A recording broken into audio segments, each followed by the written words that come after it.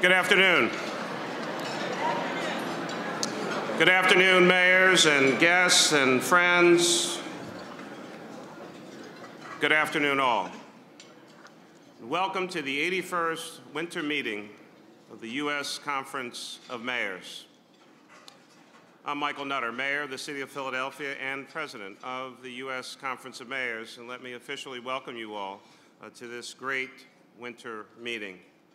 Let me introduce the conference leadership, some of whom are on the dais. Of course, our Vice President, Scott Smith of Mesa, Arizona. Mayor Smith.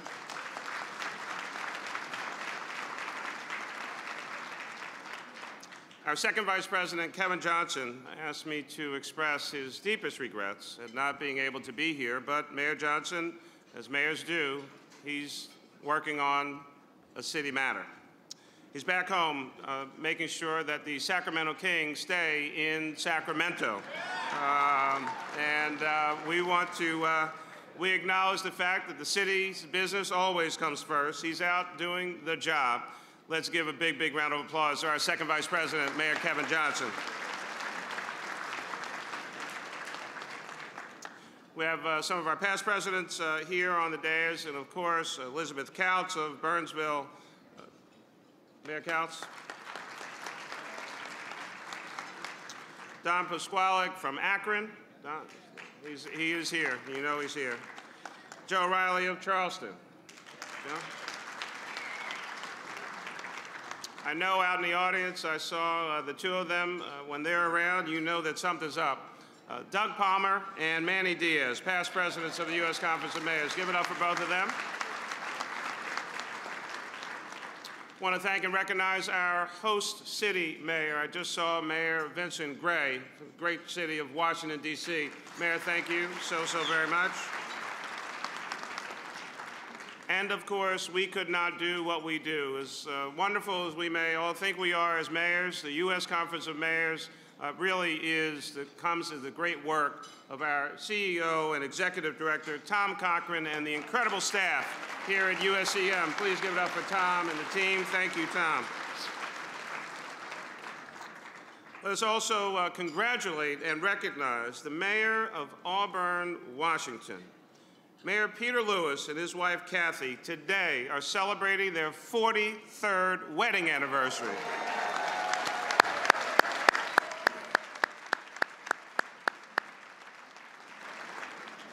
I think I can get away with this as a mayor. We should give an extra special round of applause to Kathy that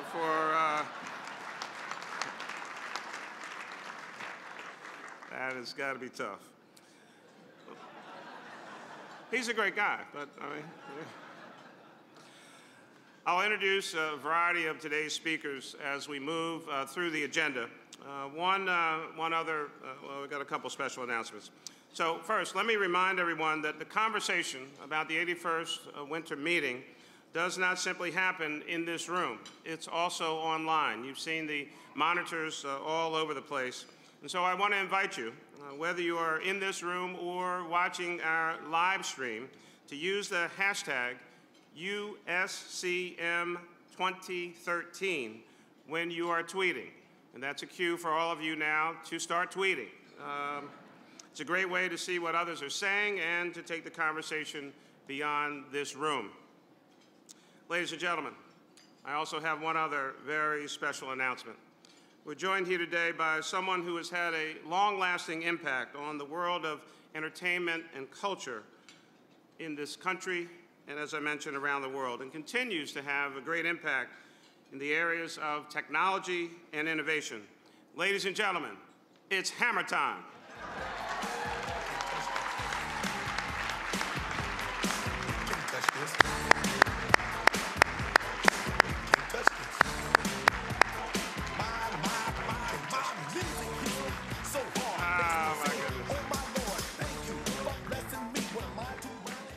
Welcome to the conference, seriously. Welcome, MC Hammer. Please welcome MC who is with us today. Give it up for MC Hammer here with us today.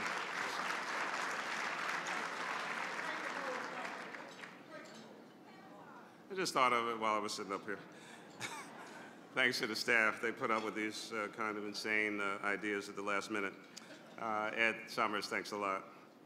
Let me also take this opportunity to thank Siemens for sponsoring today's luncheon and for their strong, enduring, consistent support of the U.S. Conference of Mayors over the years. Please give Siemens a big round of applause.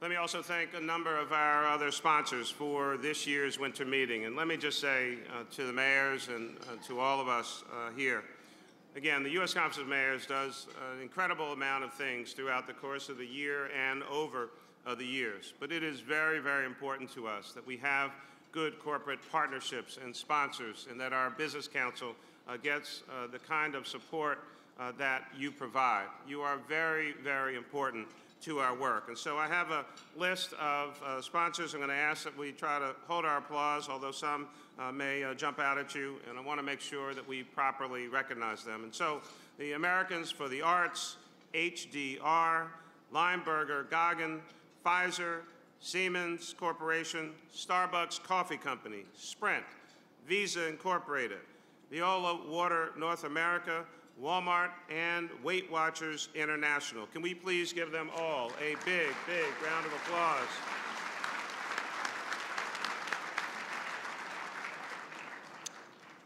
Let me also acknowledge Mr. Charlie Nelson, President of Great West Retirement Services, the conference's new partner for the Deferred Compensation Program. Charlie, would you please stand up?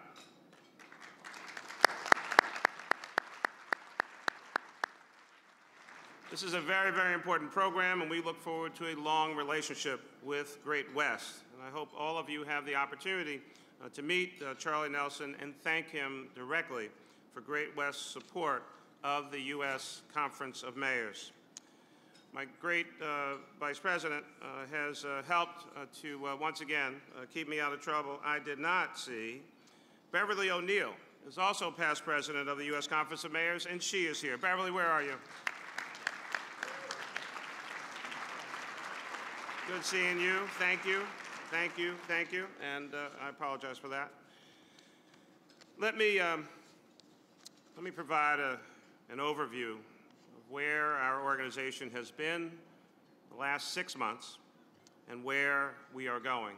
And let me say again, it has been one of the highest honors of my time in public service, now nearly 20 years in elective office and about 30 years involved in the great business of politics, to have been elected by this organization last year in Orlando as president of the U.S. Conference of Mayors on a personal level is just one of the greatest experiences that I've ever had. I thank you all for all of the support and the assistance. It has been an incredible 6 months, and I can assure you that the next 6 months will be equally exciting, but we also have a tremendous amount of hard work to do. But let me say thank you, and the city thanks you. It's a great honor that you've bestowed upon the city of Philadelphia.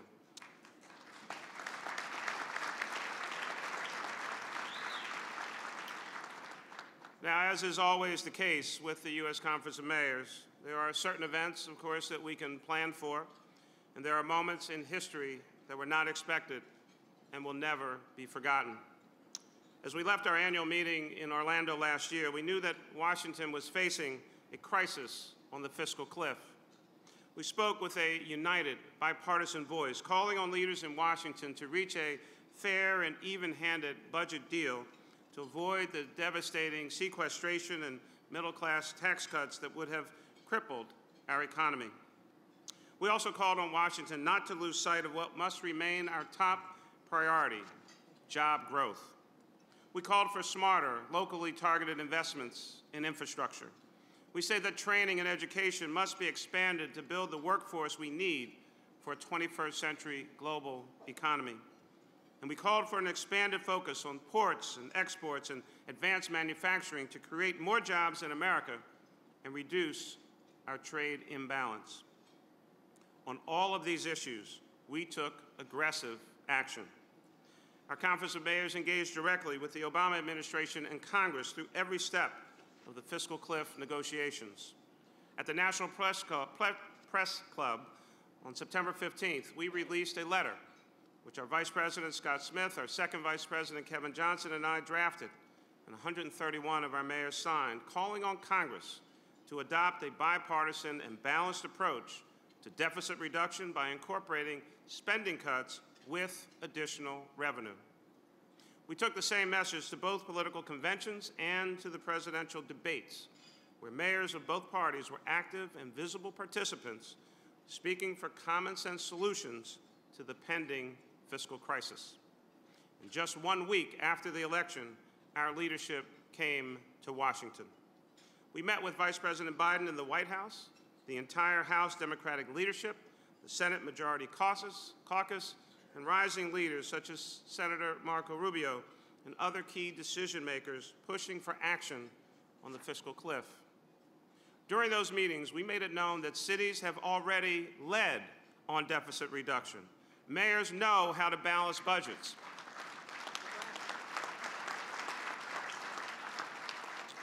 We do it every day, we do it every year. And through this recession, we made the tough decisions that Washington had been unwilling to make, while we also maintained key investments that strengthen our metro economies. We have suffered dramatic cuts from Washington. We have seen the Community Development Block Grant drastically reduced. We have sacrificed for the greater good, and we made it known that now Washington must do its job without simply passing the buck down to America's cities and local taxpayers.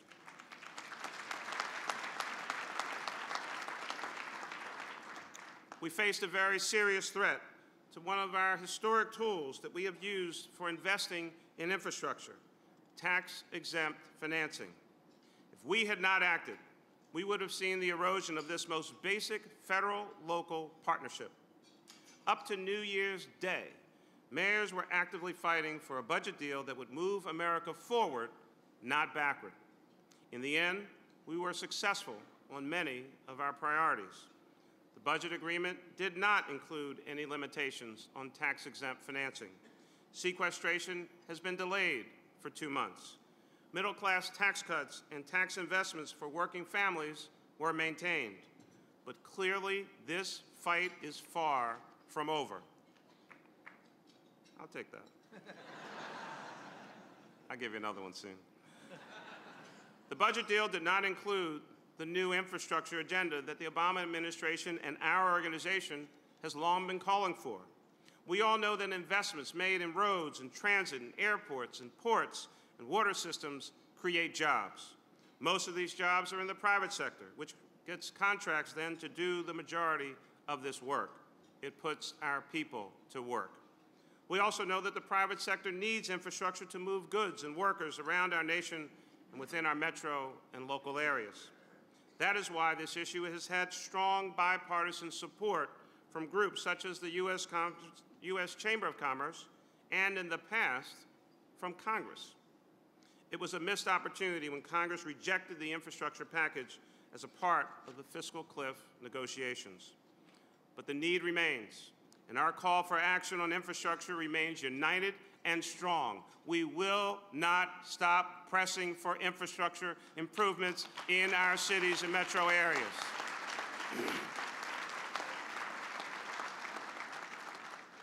We also know that Washington's leaders did not resolve the sequestration debate. They only delayed a final decision by unfortunately kicking the can down the road. So this will require our continued focus as we fight to protect key investment programs from the arbitrary and uniform cuts that would come from the sequestration knife. And there is no doubt that the issue of tax reform will be highly debated in the coming days. And so, unfortunately, the threat to tax-exempt financing is still very real. We will fight that fight. We will fight it every day. We will fight it every week. We will fight it all year. We must win the fight on tax-exempt financing in this country.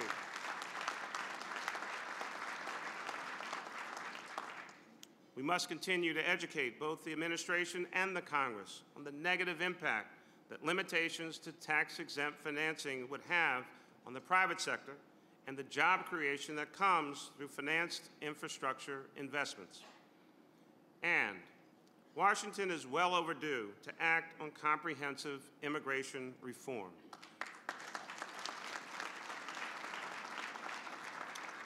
There is too much at stake for both our economy and our social fabric for us not to resolve this issue now. We are here this week in Washington carrying this message forward. We will be back again in Washington next month, pressing the same message, and we will not let up. But as you know, there are unplanned events in our nation's history that rock us to the core, become a touchstone for action as well.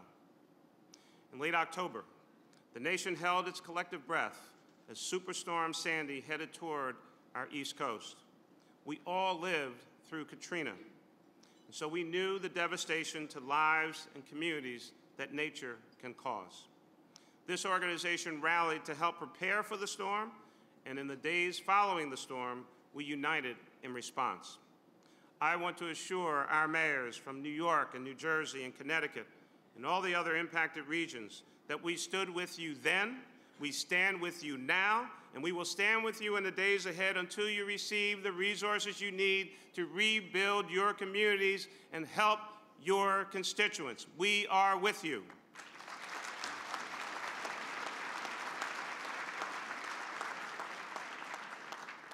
But simply helping our cities and communities to heal the scars of devastation is not enough. Washington cannot continue to simply deny the basic fact that climate change is real and is really having an impact, a major impact on the health and safety and economy of our country. Our storms are getting stronger, more devastating, and more frequent. Our children and their children will look back at this moment in history and they will judge us.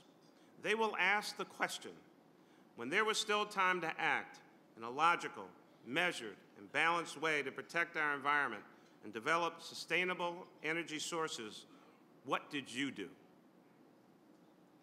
Mayors have led on this issue in cities all across the country. Through our Climate Center and Climate Protection Agreement, this Conference of Mayors has led on the issue of climate change. Now is the time for Congress to protect our future. No more denial, no more debates, just action. Protecting our future. This is something that I believe weighs on the minds of mayors more than most other political leaders. Every day, mayors think about the children that walk or take a bus to school in our cities. Every day, mayors worry about the brave police officers and first responders who work to protect our neighborhoods. And far too often, it is the mayor who gets the call about a tragic crime committed with an illegal gun that has resulted in the loss of life. It may be the life of a child, a police officer, a young black man, a young woman.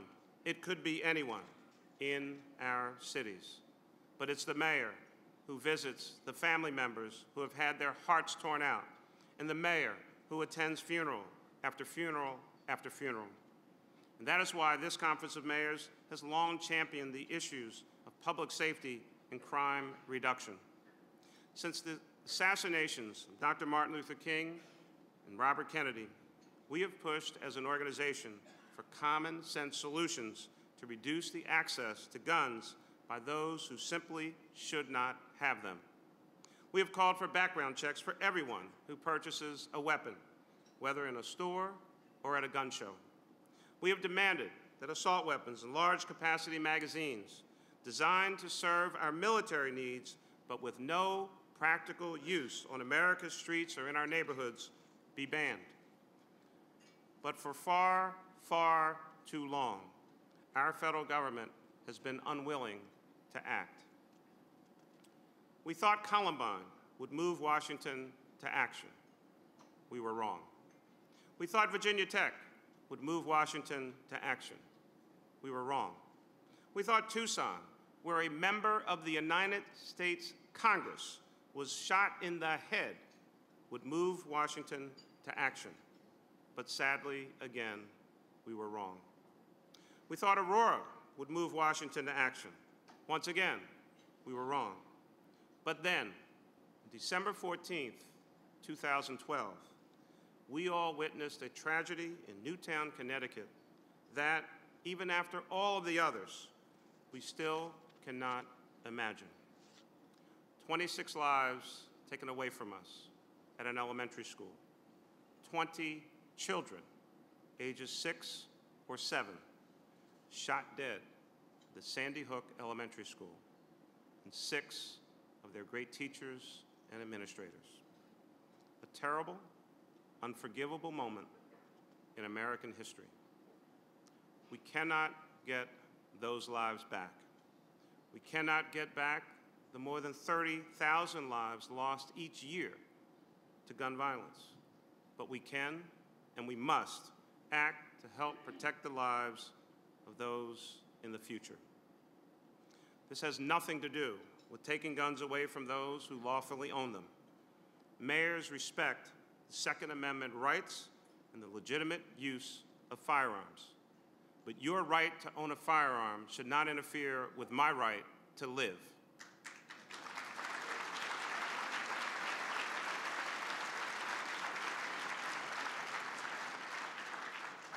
The gun violence that we see every day in America's cities and suburbs must end. I know that this is a difficult and challenging issue, but this can be done. Because mayors know how to talk about common sense solutions that we need for challenging issues. And that's what's needed on this one. In an open letter to the President and the Congress sent 3 days after the Newtown tragedy, over 200 mayors urged immediate action. We called on the President to exercise his powers through executive order and the Congress to introduce and pass legislation to make reasonable changes in our gun laws and regulations. Specifically, we called on Congress to enact legislation to ban assault weapons and other high-capacity magazines. We see the legislation now being prepared by Senator Dianne Feinstein and others. We ask that they strengthen the national background check system and eliminate the existing loopholes, and strengthen the penalties for straw purchases of guns. The plan that President Obama unveiled yesterday includes much of what we asked for in that letter. We will work with the President and the Congress to get critically needed legislative reforms enacted now. We also should encourage corporations to follow common sense principles and business practices to encourage gun safety. We will support and encourage any official of any political party who understands that the American people deserve to be protected from threats, both foreign and domestic. And as mayors, we devote our time and energy to serving our communities. That is public service. On Monday, the nation will celebrate both the inauguration of President Barack Obama and the legacy of the late Dr. Martin Luther King, Jr.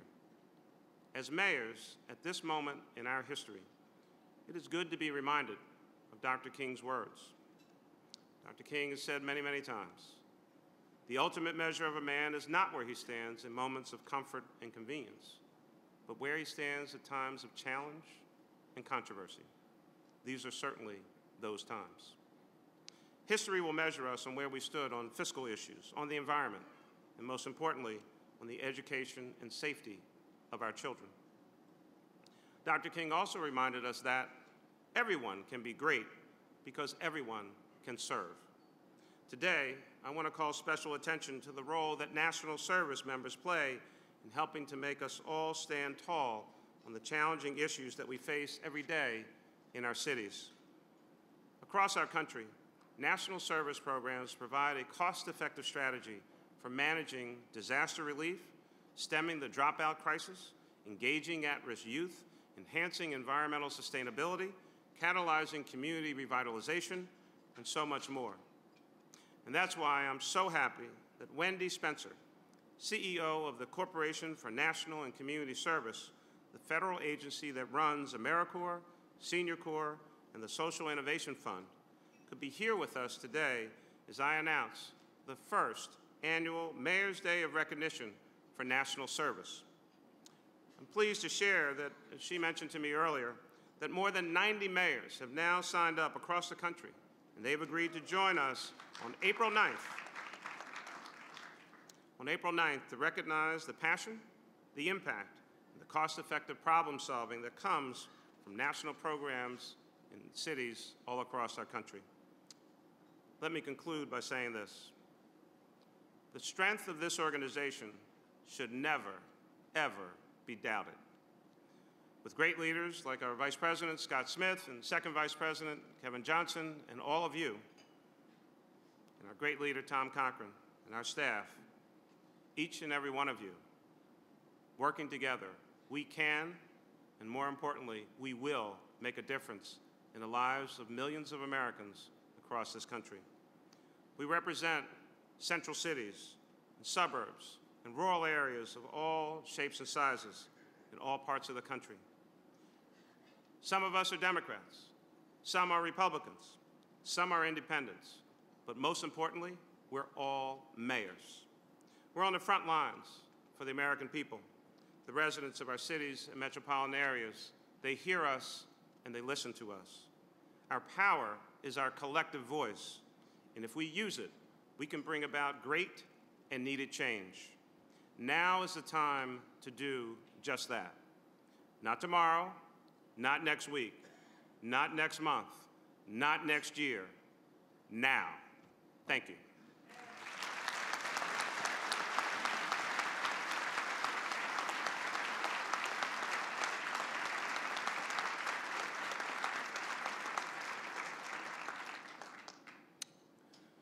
Thank you. Late last year, we awarded our first round of Grow 1,000 Gardens and Green Spaces grant program. This year, we are awarding our second round of grants. USCM's multi-year partnership with Scott's Miracle-Gro will help improve our nation's cities through gardens and green space development. In my own city of Philadelphia, we work hard to continually improve our city's greenscape and improve access to healthy foods for all of our citizens. This conference over the last few years has adopted a number of resolutions calling for cities to develop, grow, and maintain food gardens in parks. From inside City Hall, we must improve access to healthy foods and expand cities' efforts to increase the number of municipal community gardens. The Grow 1,000 Gardens and Green Spaces Grants Awards program grew out of our collective desire to promote and recognize mayoral leadership in this area. Let me now call on Sue Locke, Director of Corporate and Community Partnerships, to announce this year's award recipients. Sue?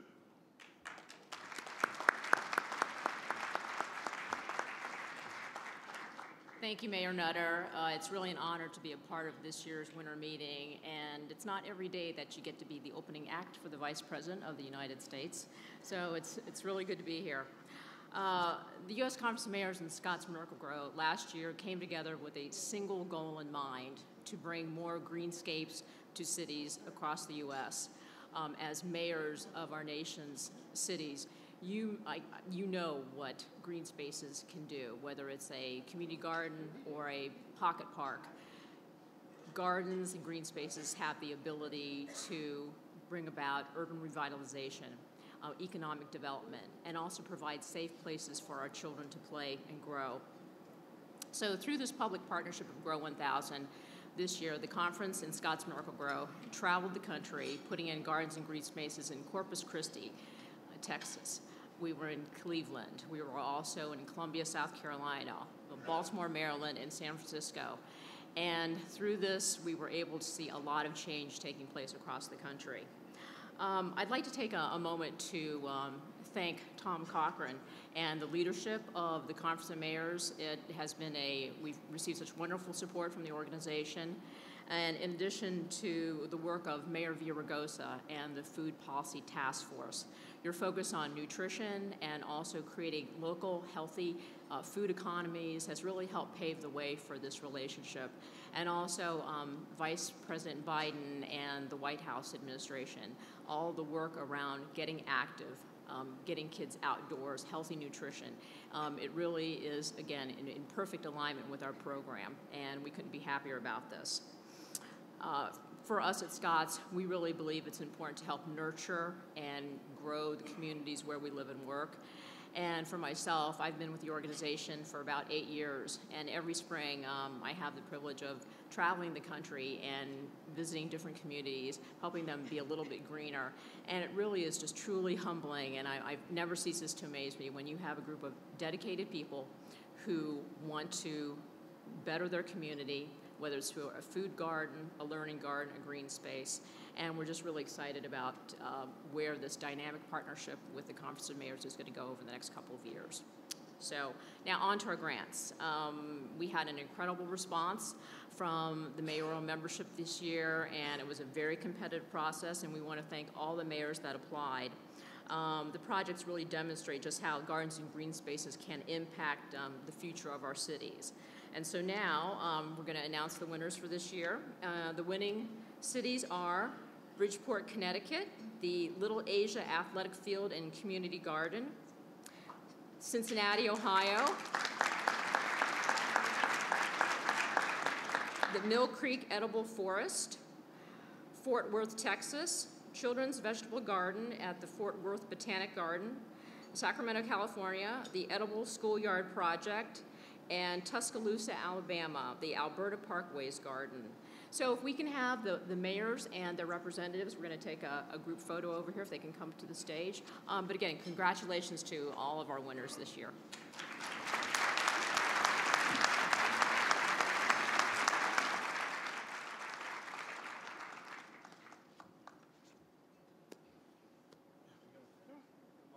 Yeah, come on up. Don't be shy.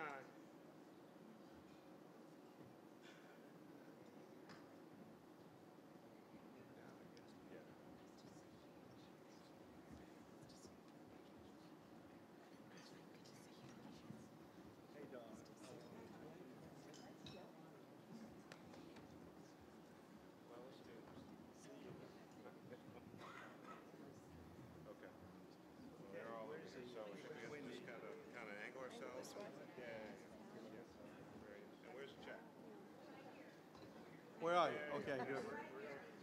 I'm looking for you. Okay, this lady over here, please. You're at the wedding, please. Father of the bride. Smile, please.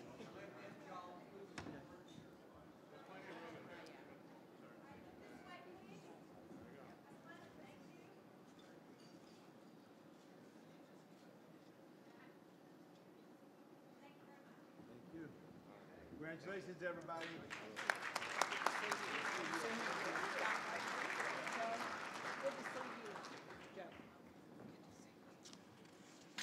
Okay.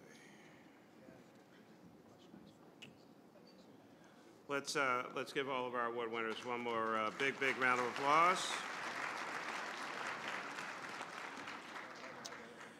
And my incredibly detailed notes tell me now that our program will continue in a few minutes. We're about to take a very short break, and we have a very special guest that we'll be bringing back shortly.